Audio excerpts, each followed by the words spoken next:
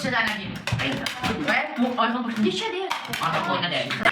Heç kim ata bilmədiyinə görə Ayə sizdən üz çevirdi. Sağ seçin. Sağla. Kim tez cavab versə, doğru cavab versə. Həmin komanda qalib olacaq. Ben Palyar.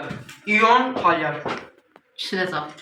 Aferin, hər ikiniz doğru cavab verdiniz. Ver, baxım görüm. Burada da İyon rabitə var. Gəl. Oy.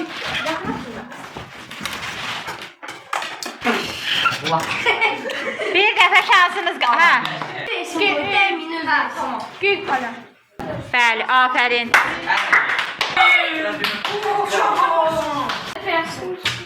Baxaq görək. İnşallah biliriz. Baxaq çevir sualını. Demə. S2. Ama sattı. Demem ya. Bəli, aferin. Bir, 2, 3 atın. NH4OH. İndi demişimizdə. İyon pala. Ay sağ ol. Nə qovacaq? Seç. Sual seç də. O belə. Ben de palya meyve. Trabzon'da Ya, da oldu da qaşqırağa. Bakın. Gel Palyar.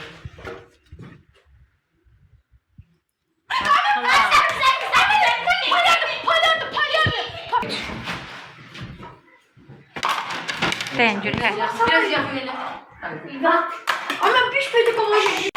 İndi də ata bilməsəz də ikiniz də sual seçirsiniz. Hə, oldu. Nədir? Palyar. Aferin. Hem de uzaktan durun. Uzaqdan dur. Cavab. Ay insana. Ay bir. Hə. Görək ki, suala cavab ver. Çok korkunç neyse. Atamıyorum. Nənəsin ya. Beraberleştinler. Palyar. Aferin. Peki. Ay.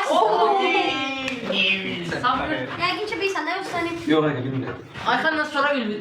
Ülvi. At veremedim. Ben İyon Palyar. Aferin. Koş.